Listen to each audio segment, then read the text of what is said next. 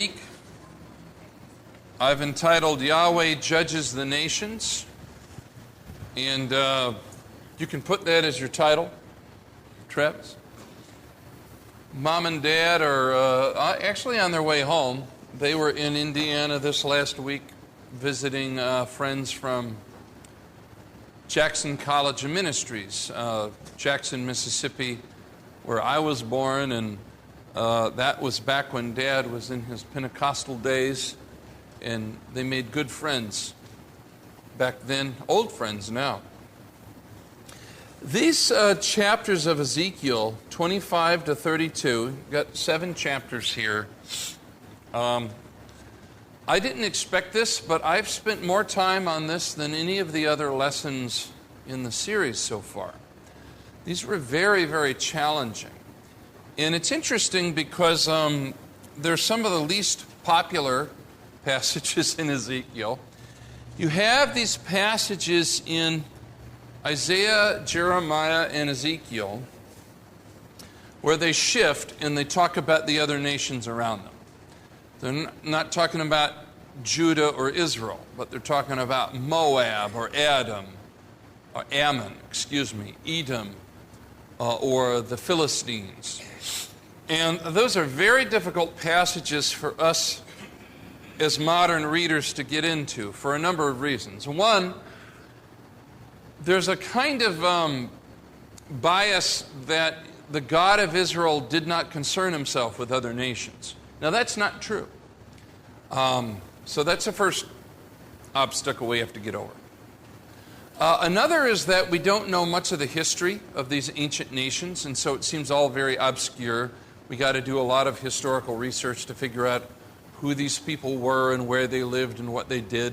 I'll point some of it out on the board. Like you can see up here, Ezekiel deals with 7 nations. The first 4, Ammon, Moab, Edom, and Philistia, which I'll put over here on the coast. And then he deals with Phoenicia, 2 main cities in Phoenicia, Tyre and Sidon, and then the Egyptians. So a grand total of 7. Now 7 is not an insignificant number. In ancient literature, you organize your subject according to numeric scheme. So 7 is the number. There's a bit of a downside to that in ancient literature because you're dealing with a predominantly oral culture, and so in order to transfer information down through the centuries, they have to use sort of mnemonic devices or numeric devices or other things to sort of preserve information over time. And so those become molds that they force historic details into. And as we'll see in the case of Ezekiel, he has 7 nations he wants to talk about, but he devotes about 80% of his time to 2 of them. And so you do get the idea that the other 5 are just kind of included for the sake of the literary schema. He does say some things about them, though. We'll have to talk about that. Another thing that's interesting in Ezekiel that's different than the prophet Amos. I never knew this prior to the last couple weeks. I've read Amos and Ezekiel and the other prophets. When Amos condemns the other nations, he does so on the basis of their moral transgressions. Amos says, you have committed crimes, what today we'd call crimes against humanity. You've shed blood. You have committed adultery. You have robbed the poor. The book of Amos is not very long, A-M-O-S, but when he goes through what he disapproves of in the other nations, it's pretty familiar stuff. In Ezekiel, the nations are condemned for how they treated the people of Israel when Jerusalem fell. Now that's an interesting shift. They're not condemned because they committed murder or adultery or theft, though they are condemned for that too. but they're condemned because Israel is God's people. And in mistreating Israel, the nations have mistreated the God of Israel, which is Yahweh. So that's a shift I point out here in on page 60. Footnotes are adding up. Footnote 109. Boy, I'm feeling good here. These footnotes are wearing me out. And as I mentioned last week, as people say, my footnotes are the best part of the whole lesson right there. Now that's interesting. There's an old theme, though, that goes, you might recall from the days of Abraham, when Abraham moved into Canaan, the Ammonites were well treated because they well treated Abraham. And that theme runs through other parts of the Old Testament. Whoever blesses you, I will bless. Whoever curses you, I will curse. And so forth. And so that's a side of religious life that Ezekiel pursues. But of the 7 nations Ezekiel mentions, and again, Ammon 1, Moab 2, Edom 3, Philistia 4.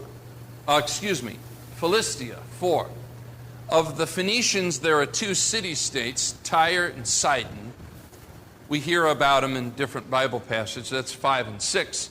And then finally, he deals with Egypt. So basically, the nations surrounding Judah. Ezekiel gives almost all of his attention to the city-state of Tyre and the nation of Egypt. Now, I do mention here there's a couple interesting things. 2 I'll mention. One, in Genesis chapter 10, you might have read the table of nations after the flood story. You know, when Noah has his 3 sons, Shem, Ham, and Japheth, there's a passage in Genesis chapter 10 where all of their descendants are just listed.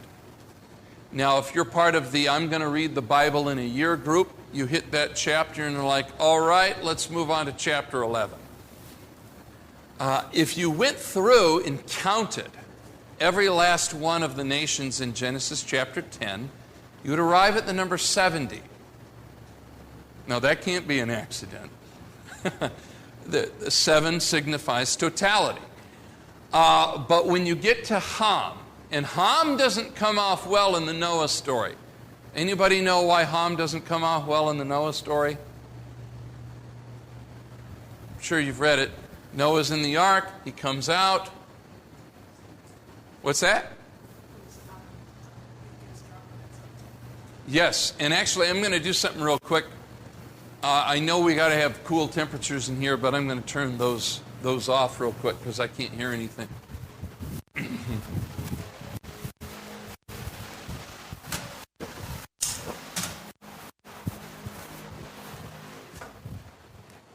So anyways, what were you saying, Peggy, there?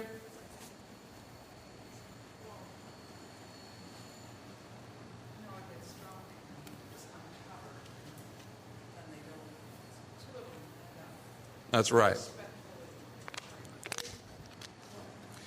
Pastor Chad, there's some controversy over that. So what exactly, why don't you settle it right now? I'm going to fix it for you. What exactly did Ham do wrong? Different points of view. So you settle it right here, and then I will definitively talk to other people saying, I've got an answer. Well, no, you told the story. Noah, he comes out of the ark, he plants a vineyard, he drinks the fruit of the vineyard, he lies naked in his tent. Shem and Japheth do not behold him. They walk backward and cover him. But that's after Ham comes in, sees his father naked, and tells his 2 brothers. Now, to your question, the Hebrew text uses an odd expression that Ham uncovered the nakedness of his father. Now, that taken literally could mean that he exposed him and told his brothers. But uncovered the nakedness is a Hebrew idiom for some form of sexual molestation. If that's the question that you're asking. That's the question that you're asking. That appears in Leviticus, in Exodus, and in the law codes. I don't actually think that's what's going on there, but I will admit that that is the Hebrew idiom. And so some people think that Ham did something to his father that should not be done, though it's not really explicitly stated in the text. Now, the reason why I go against that interpretation is mostly because the Noah story is a retelling of the Garden of Eden story. Adam and Eve were in the garden. Noah plants a vineyard. Adam and Eve eat of the fruit of the tree. Noah drinks of the fruit of the vine. Adam and Eve realize they're naked. Noah lies in his tent naked. Yahweh covers Adam and Eve after they realize they're naked. Shem and Japheth cover their father when they realize he's naked. Does everybody see the parallelism there? And then Yahweh curses and blesses at the end of the story. And at the end of the Noah story, Noah blesses two of his sons and curses the third one. Now, if you're reading the flood story and you're paralleling it with the Adam and Eve story, these two stories could have been written in the same breath. They are completely parallel to each other.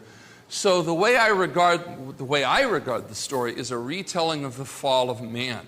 It's a way of saying that the human race has been preserved, but it is still fallen. Fall of Adam and Eve is still in force. There is forbidden fruit. There is transgression. There is nakedness. There is blessing and curse. And so even though the story of the human race is going to continue, our author moves us very quickly to the story of ancient Israel, because that is the story in and through which salvation will come.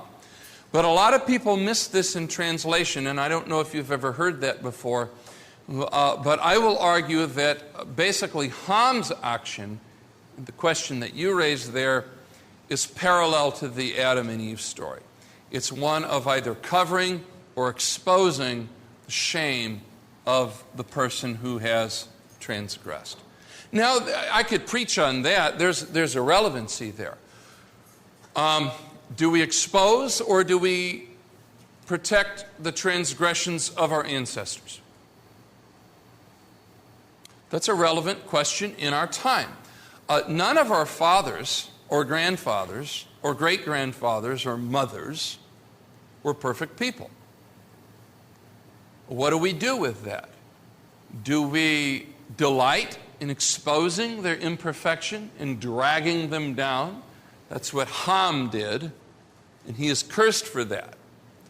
Or do we try to protect them, preserve what is good, and protect against what is bad? You could go a lot of different directions with a sermon like that, but I think that it's a relevant message for our time. You know, in our own time growing up in the schools, they love to tell you that Christopher Columbus owned slaves, which he did, and George Washington this, and Thomas Jefferson that, and Martin Luther King Jr. this over here. But if we tear down everybody who ever did anything good for our civilization, we're not going to have any civilization left. What we're doing is destroying the good things that were left. And so I think there's something like that going on there. So the phrase, expose the nakedness of his father, I don't interpret it quite that way. But I wanted to give you the reasons why, because that's a good question. I really appreciate that. First of all, in response, I kept trying to remind myself who you're talking about, because I've heard that character referred to as Ham for 35 years. So it's very difficult to follow. That's why the Israelites didn't eat pork, because of what Ham did. Well, number two, as an application, I just want to say, when I was 12 years old, I inadvertently saw my father in boxer shorts. Am I in danger of any sort of lifelong curse from that? You did. Yes. I could tell some stories, but I'm on recording, and I won't. You know, when you grow up and you raise kids, there's things that happen. Edit that out. I don't want to. Before I get into Ezekiel, though, I want to say a little bit more about this because I'm glad you asked the question. That parallelism between the Garden of Eden with the man, the woman, the fruit, the nakedness, and the curse. And then Noah. He builds the vineyard, he drinks the fruit of the vine, he's in his tent naked, and then the blessings and the curses. The Bible does this a lot. Now, I know Michael Heiser does a lot of this. He sees these parallelisms or typologies throughout the Bible. They're there. And it's not just how the Bible literature is written, it's how ancient people wrote in general. They see typologies through time. If you read the first couple chapters of Herodotus from ancient Greece, he traces what's going on between Greece and Persia all the way back to the Trojan War because he sees a pattern. It's a very, very ancient way of thinking. And we do find it in the Bible. We'll find it repeatedly in Ezekiel. Now, in the present, well, let me see if there's any questions about that. That's a little bit down of a rabbit trail, but those are often, like my footnotes, the most interesting part. So, yeah. So you said that idiom and cover the nakedness of generally will refer to some type of, what did you say, sexual molestation or something? Correct. You're saying in this particular passage you don't interpret that. There's two reasons why. Context and also the wording is different in the Hebrew text. The Hebrew text is a slightly different wording.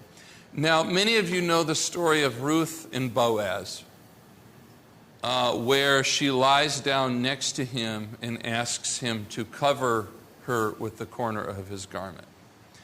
In ancient Near Eastern civilization, that's an expression of the sexual prerogative of a husband to a wife.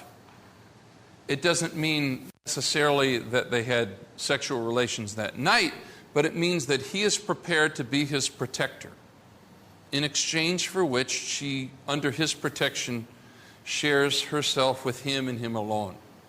And so this expression then becomes commonplace to uncover the nakedness of someone who is not your own. It means to intrude upon a sphere that you do not belong. And so in the Hebrew Bible, we were talking about this for Sunday school. Right now we're living in a time where, many of us grew up where there was a certain prudishness about sexual matters. We didn't talk about them.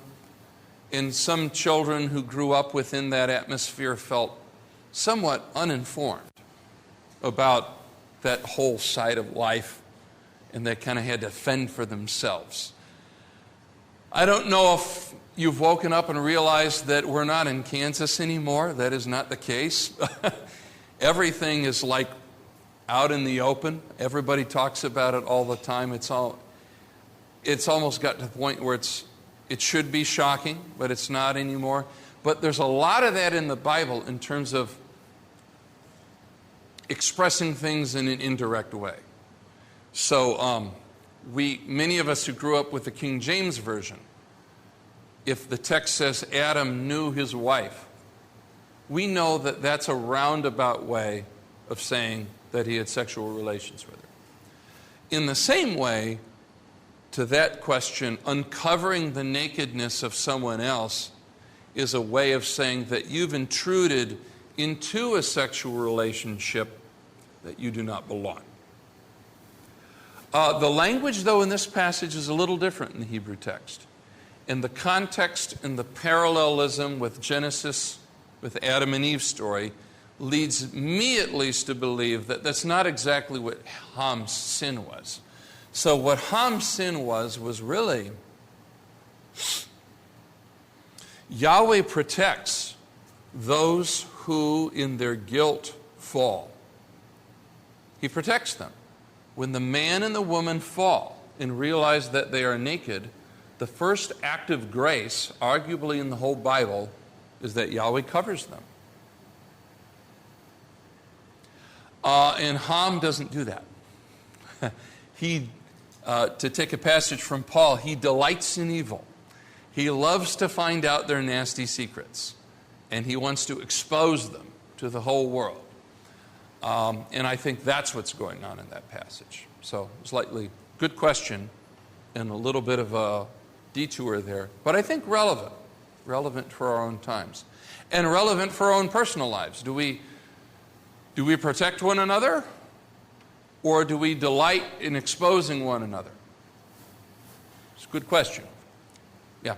The whole sacrificial system that's described in Leviticus is kind of meant as a way of giving people this opportunity to cover their sins. Isn't that kind of the idea? Yeah, they use the word Sacrifice with the blood of the sacrifice. parokit, and they use the metaphor of covering over. Yeah. Covering over. Now, that's not, this would be the counter-argument in our own time, to create a safe space in which public abuse and injustice can continue. So, given what I just said, somebody might say something about Roman Catholic priests or institutional shielding of people who commit gross atrocities. So I'm not talking so much about that. That's a real thing. Always when you get into these issues, there's two sides to every issue. You got to talk to both sides so that you don't, So that's one thing. So protecting people who are committing evil in order that they might go on committing it, that's one thing. But on the other hand, the sin of Ham appears to be taking an isolated instance, exposing it to the whole world in order to drag down his self-righteous father, is another instance. And so that's a real thing that happens too. And we have to see it from both sides.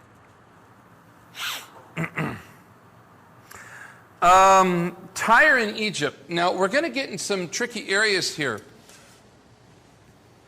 At this point, Jerusalem is about to fall. You'll see the dates on page 60 are 588 to 585. So we have about 3 years here during which momentous events happen. The reason why Tyre is important, it's not important to us. Nobody cares about the city-state of Tyre anymore. But it's actually a little bit out from the coast.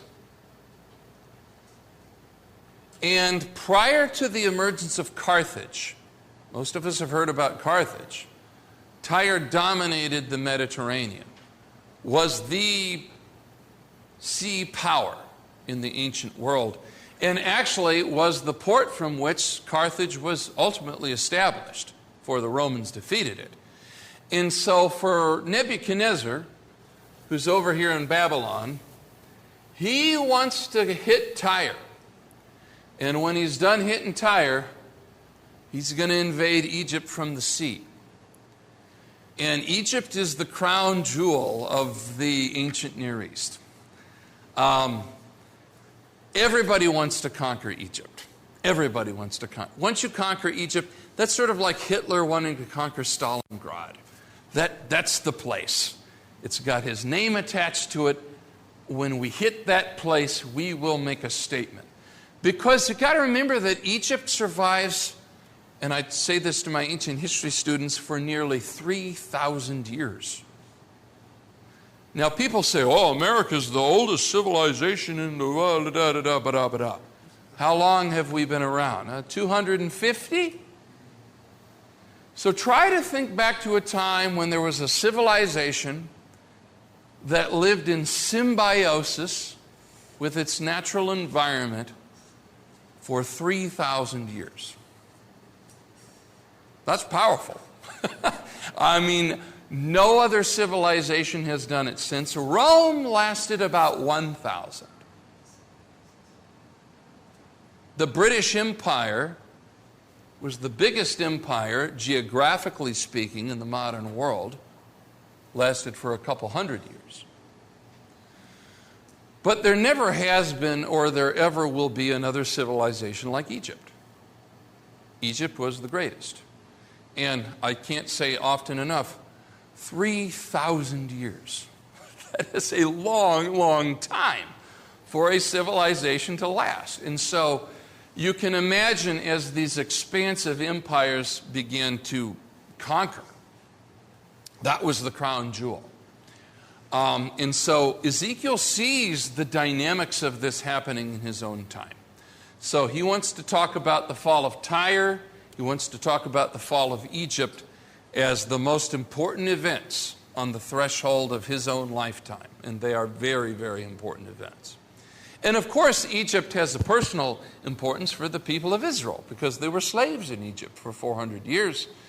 And Moses and the Israelites getting out of Egypt and establishing their own civilization was in many ways a victory for them as a people, a way of saying that God had chosen them and that even the greatest civilization that ever was could not hold them back.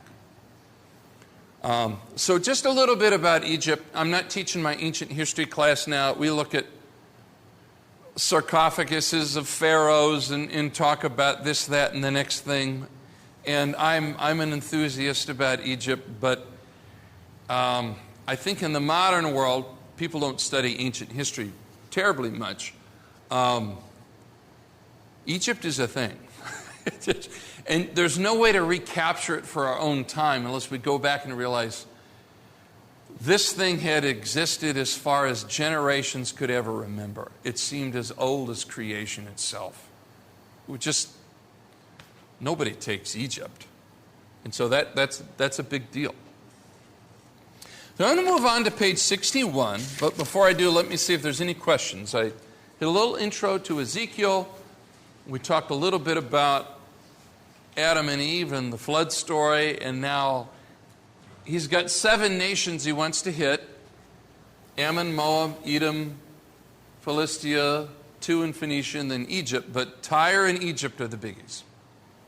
Yeah. At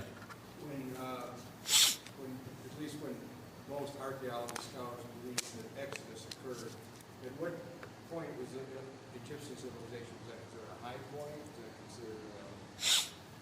So that's a good question. Now, if you've ever read any books or essays about Egypt, you know that there's sort of the old kingdom, and that's the high point where they build the pyramids.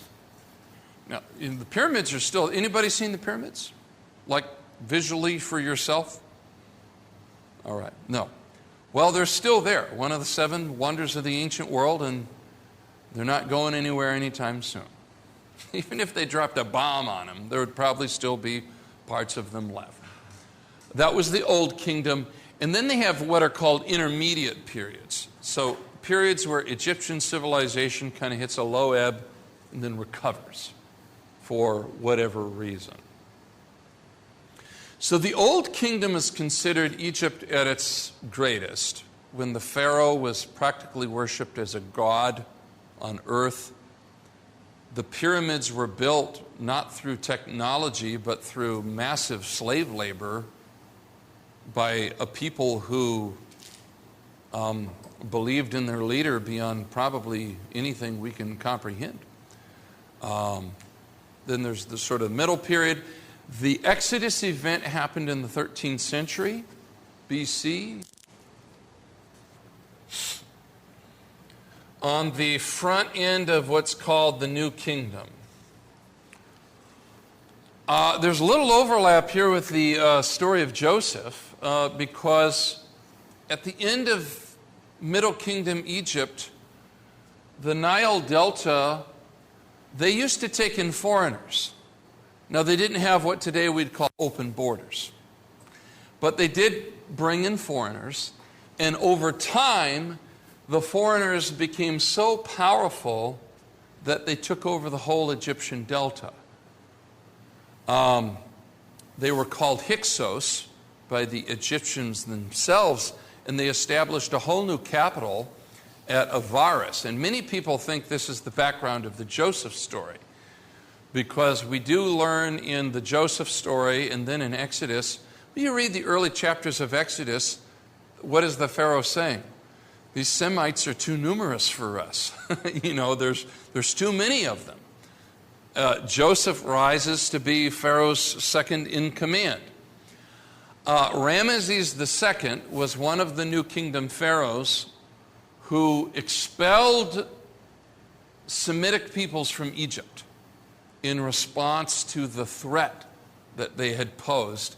And he was the first pharaoh to subject them to slave labor, the ones that he kept. And that agrees appreciably with the situation in the early chapters of Exodus. They're making bricks. They've been put in different towns. And so many people would say that New Kingdom Egypt in the late Bronze Age, about the 13th century, is a good setting for the Exodus. And then Ramesses II, his son Merneptah, ran a few campaigns into the Holy Land here. And in one of them, he set up a big stone monument. And that's the first mention of Israel outside the Bible. So we know that in the 13th century, there is an entity living in this land called Israel. Now, true to propaganda, Merneptah says, I wiped them out. Their seed is no more. They'll never exist. Of course, they're still with us.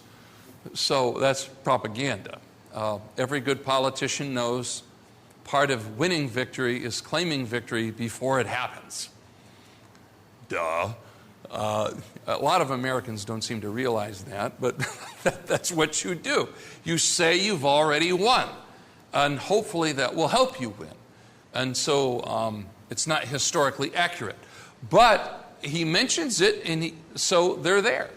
So a lot of, in archaeologically speaking, about that century, you have about 70 new villages that appear in the highlands here from a foreign culture. And archaeologically speaking, one of the interesting things about all of these 70 plus villages is they don't eat pork. Well, most people are going to say, well, they're Israelites.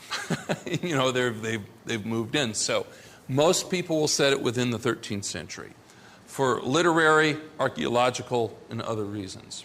That's a good question. And, you know, I did a few debates back in that when I was in my college days about whether the Exodus ever happened or whether there's any historicity to it and all of that. And I enjoyed those. I like a good rollicking debate, and I won a lot of those. I actually won a debate where I argued that the Exodus never happened, which I thought was completely false, but I was just a better arguer than my opponent. They said, which side do you want to take? And I thought to myself, well, I believe in the Exodus, so I'll take the opposite side. And I won it, and then a lot of people came afterwards and said, well, I never realized that the Exodus never really happened. And I said, well, no, it did. I just was making stuff up, you know. I didn't. I wasn't making stuff up, but, you know, there's something interesting. What people's perception of a debate is doesn't necessarily entail what the truth of the matter is. It's usually an issue of who has the better mastery of the facts, who can give a good rhetorical address, who can persuade people. But people always ask these days, well, who won the debate? But that's beside the point. That doesn't really determine the truth of the matter. That usually determines who's the better arguer. Anyways, in Ezekiel chapter 25, verses 1 to 17, he deals with 4 nations in a very cursory fashion. But I give them separate attention here because these nations are important in the history of Israel. Ammon, Moab, Edom, and Philistia. And they all vanish. Ezekiel is right. Nebuchadnezzar and the Babylonians come in and wipe these people out. Their ethnic identity, their language, their culture, gone. It was as if it never had existed. Now I mentioned at some point all of these nations had borne the yoke of Israel, which is to say as the nation of Israel grew, especially during the time of King David, who was a powerful warrior, he dominated and controlled the whole region. And he wasn't nice about it. And many of them had resentment.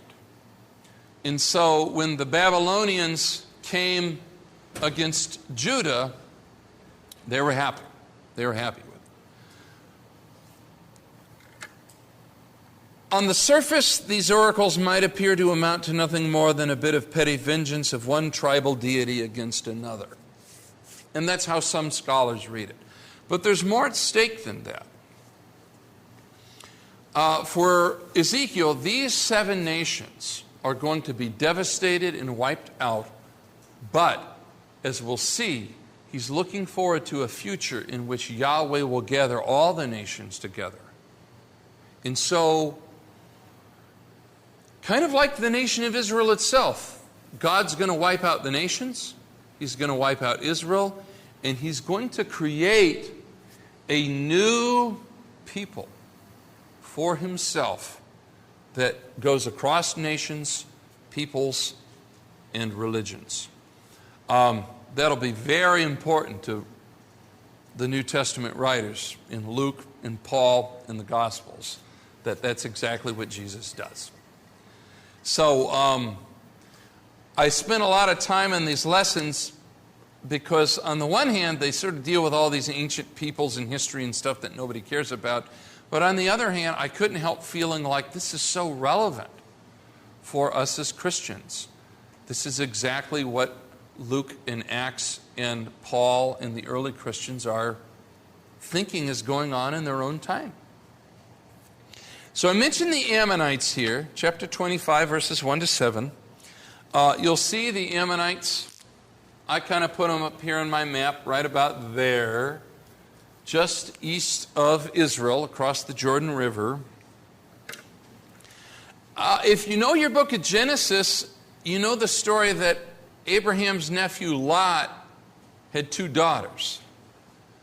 And they needed to produce offspring, and they did it in a way unapproved. They both produced offspring through their father. That happens right after the Sodom and Gomorrah story, naturally. And the children of one daughter are the ancestors of the Ammonites, so here. And the children of the other are the offspring of the ancestors of the Moabites. So we're getting back into some early Genesis stories here.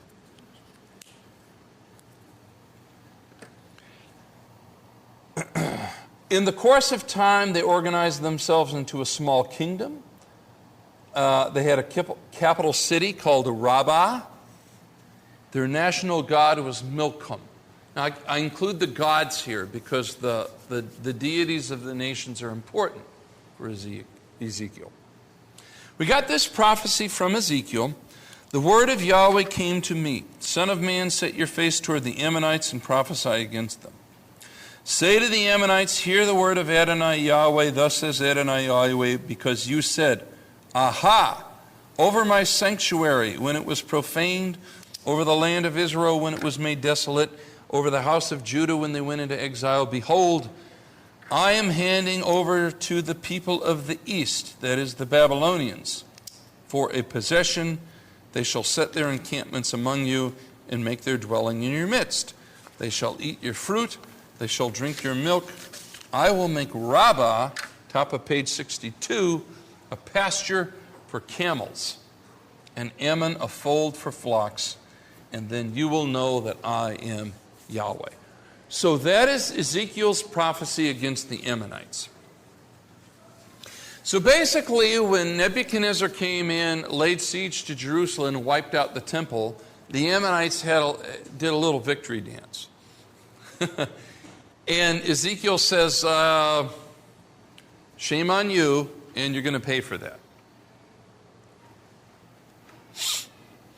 Now, the Ammonites were kin to the Israelites because they came through Lot.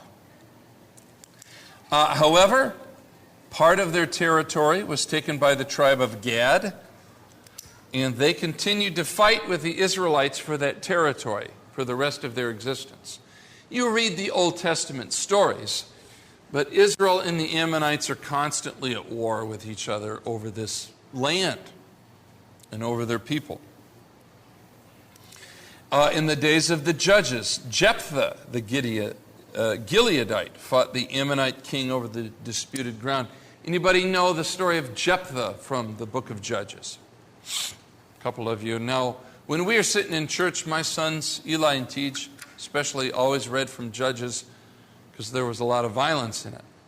And so whenever the service got too boring, they could read about some sort of battle or something. And that would kind of... Is that a true story? Yes. Is that why you read Judges? Because of the violence? Yes. Oh, see, honesty. Yeah. Well, and Jephthah is kind of controversial because what did he do that most people remember about him particularly? He did something that... He made a vow. He made a vow. He sacrificed his daughter. At least that's the way many people interpret it. Yeah. I think there are some contrary views. He made a vow going into battle, and he kept it, which resulted in the sacrifice of his daughter. Now, those are famous stories in the ancient world. Homer's Iliad begins with the Iliad, or the legends behind the Iliad begin with Agamemnon sacrificing his daughter so that they can sail the ships over to fight the Trojans. Iphigenia, not Doubtfire, but that was her name. Iphigenia Doubtfire.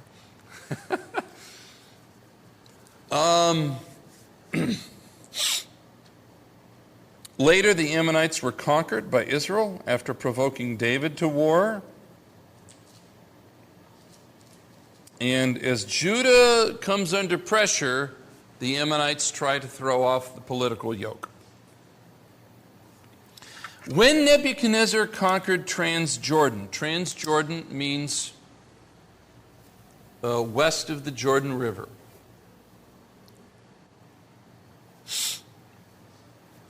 The Ammonites submitted to him. They changed their policy toward Judah depending on which way the wind was blowing. On one occasion, they sent troops to put down a rebellion against Babylon. In Ezekiel's day, they said they would help Judah in her rebellion against Babylon, but when the day came, their promises were false, and they didn't do anything. Lamentations chapter 1, verse 2. So back and forth, back and forth. They were fair weather friends. Later, after Judah had become a province, the Ammonites assisted in the assassination of the Babylonian governor. That's contained in Jeremiah chapter 24. So after Nebuchadnezzar takes over this area, the Ammonites are still around. They want to kick the Babylonians out, and they create a conspiracy, and they assassinate the Babylonian governor. At that point, Nebuchadnezzar returns within a short space of time, and the Ammonites disappear from the historical record. We don't know all the details, but Nebuchadnezzar did his job. They are gone. And what Ezekiel said then in the end turns out to be true. They vanish from the historical record. We never hear from them again. I'll talk a little bit about the Moabites here, but let me see if there's any questions about the Ammonites. One thing that I kind of get personally as I read these stories, though, Ammon, Moab, Edom, and Philistia, is that nations arise and they fall. Their language, their culture, their religious beliefs, at a certain point, are wiped from the face of the planet. And that is the fate of not just us as individuals. We always think of ourselves as individuals. What will be my legacy? Who will inherit my... I don't worry about this. Books. I was about to say wealth. I don't have a whole lot of wealth. Who will inherit my books? But the fact is for most of us, a lot of what we work and strive to produce is going to get wiped away. But that's true of whole people groups, not just true of individuals. Whole civilizations have just vanished. Nobody even hardly notes that they ever existed. And that certainly happened to the Ammonites, also going to happen to the Moabites. The Moabites are a little bit south. You can see them here, east of the Dead Sea. The other daughter of Lot, and Moab is Hebrew, means from my father. So that's an interesting name to give. Don't name your kids that. Just, keep that in mind. They also produced a small kingdom. Their national god was Chemosh, or sometimes people say Chemosh. We've got this prophecy in Ezekiel 25, 8 to 11, that says that when Jerusalem fell, the Moabites also rejoiced. They gloated over Israel's ill fortune. And actually, the Moabites did something unique here. They said that the Israelites were not a special people.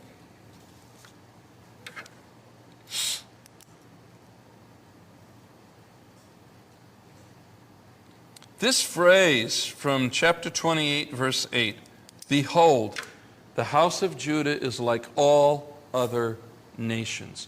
Now that's important, because one of the great offenses of the Jews today, even and then throughout history, is their claim to be a special people.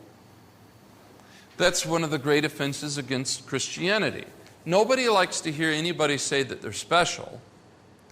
And so when a person or a nation falls, then the natural response is, oh, well, they're just like everybody else. And that's exactly what the Moabites said in this particular case. Judah fell to Nebuchadnezzar. They're not special. They're not chosen. They're just like everybody else.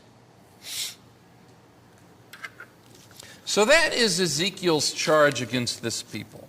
Top of page 63, I give a little history of the relationship between the Moabites and the Israelites. When the Israelites did move in after the Exodus and take over land, they were told to avoid Moab because they were kin.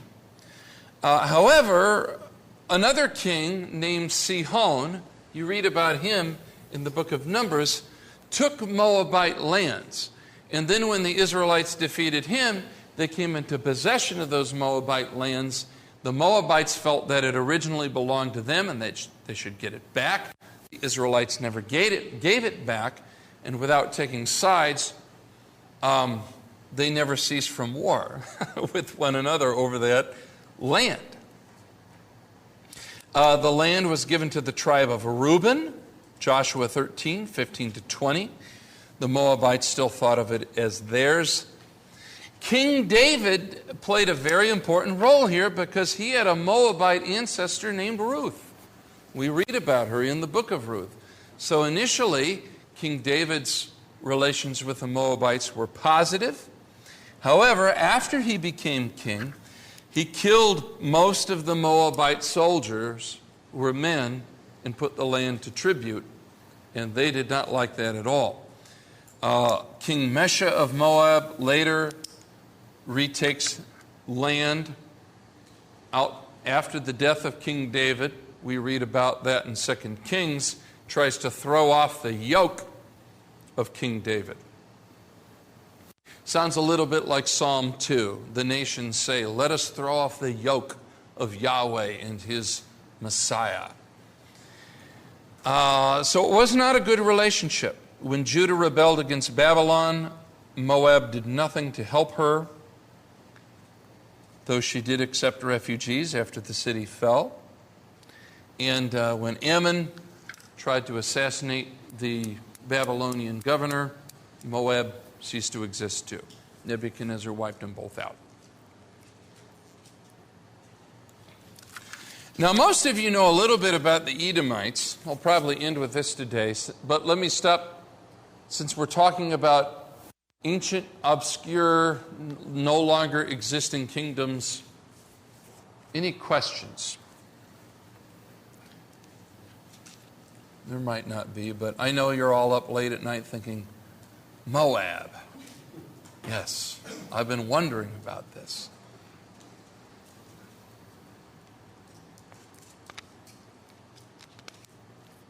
Most of us only hear about Moab when we read the book of Ruth.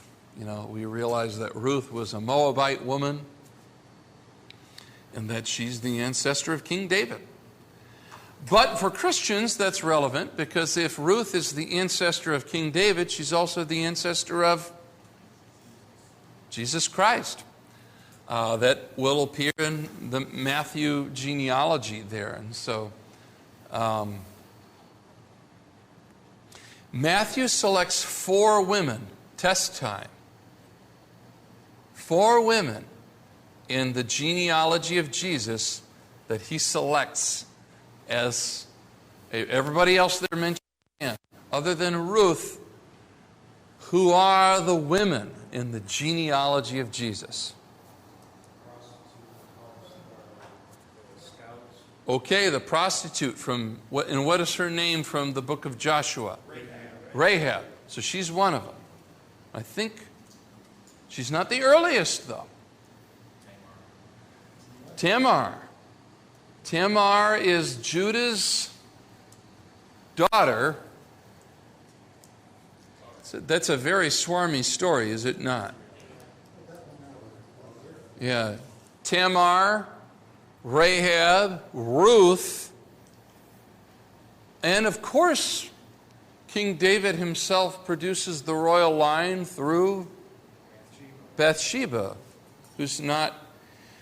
But if you're reading Matthew chapter, I think it's in the first chapter, but you get the idea that the offspring of the people who save God's nation are never produced through normal means. You've got a Canaanite prostitute. You've got a Moabite woman named Ruth. You've got Tamar, the daughter-in-law of a man who he produces offspring through his daughter-in-law because she's veiled. He thinks she's a prostitute. He's out on a business trip. Oops. That's not good. And then Bathsheba, and all of that, of course, is leading up to the 5th and final, Mary.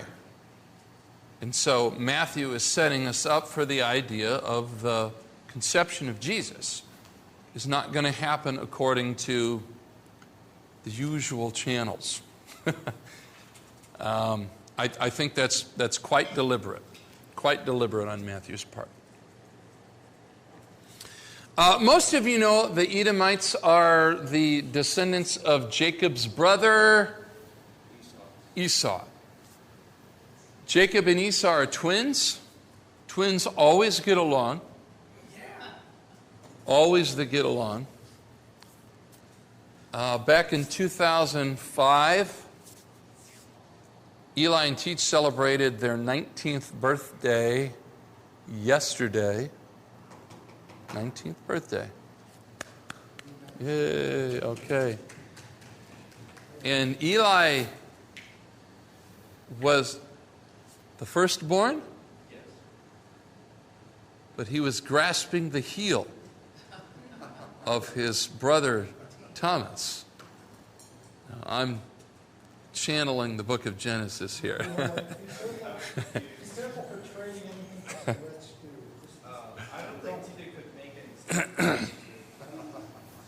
Well, we know the story that Isaac's Abraham's son, his wife Rebekah had twin boys, and there's this sort of contest between them as to who is the rightful heir, not of the father's estate per se, but of the divine promise given to Abraham. And so that becomes a big sort of theological issue.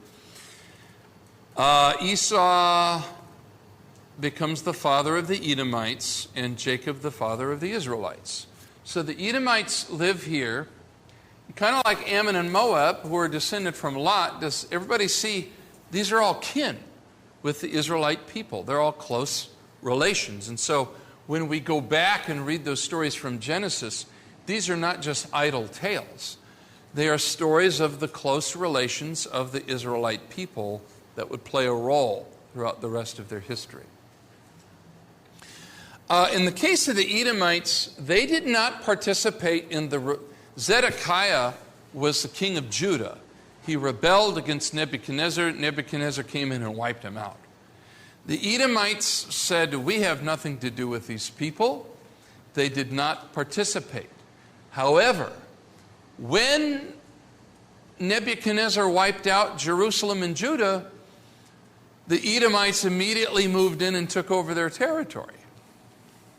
Now that's talked about in the book of Obadiah, which is one of my favorite Old Testament books because it takes up about half a page.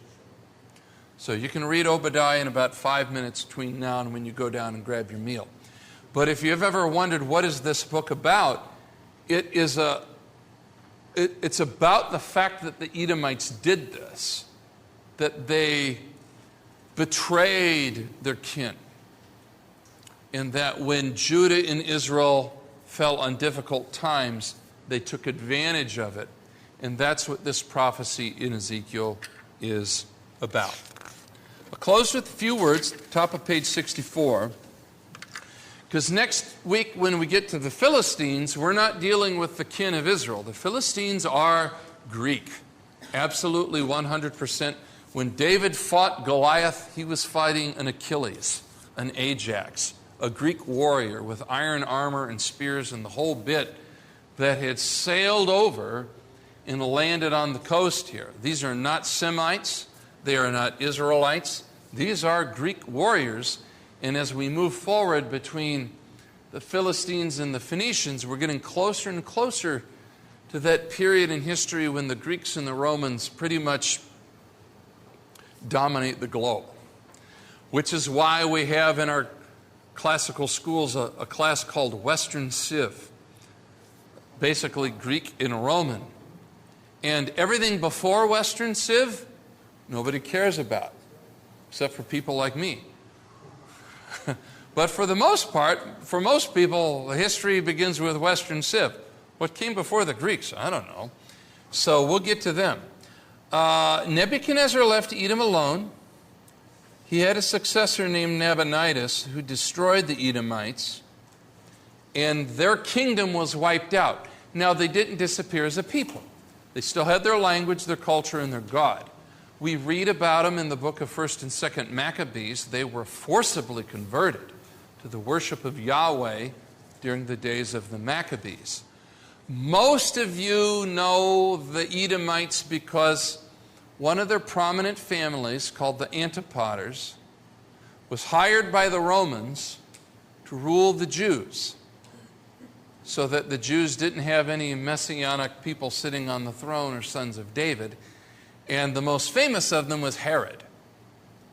King Herod is king in the early chapters of Luke and Matthew. And so what happens eventually is that the Edomites survive as a people. The kingdom is wiped out. And in the Greco-Roman tongue, they're called Idumeans. That phrase appears in the Gospels. But one of the things maybe to realize is that when you're reading Matthew, and we're going through the Christmas story, as we will once we hit Advent, King Herod rules Judea, but he is not a Jew. He's an Edomite. And he's been put in his position by the Roman government because they don't want Jews ruling their own people. And why don't they? Because the Jews have this persistent, stubborn idea that they are going to throw off the yoke of Roman oppression and usher in some grand messianic era. And the Romans don't want to have anything to do with it. So they hire an Edomite named Herod and his successors to rule. But they don't last either. So for today, everybody say goodbye to the Ammonites. Say goodbye. All right, bye, Ammonites. Everybody say goodbye to the Moabites. Bye. Everybody say goodbye to the Edomites. And next week, we'll destroy the Philistines. Yes? When are we going to say goodbye to the mosquito bites? Mosquito bites. That's such a stupid joke. It's the last one. I've never heard that joke before. It's, I mean, I did hear some well-meaning but misguided Sunday school teachers tell kids that mosquitoes were a consequence of the fall of man. You know, that's a little bit of sort of theology driving biology. wholeheartedly with that. All right, I got to let you go. Thank you very much. See you next week.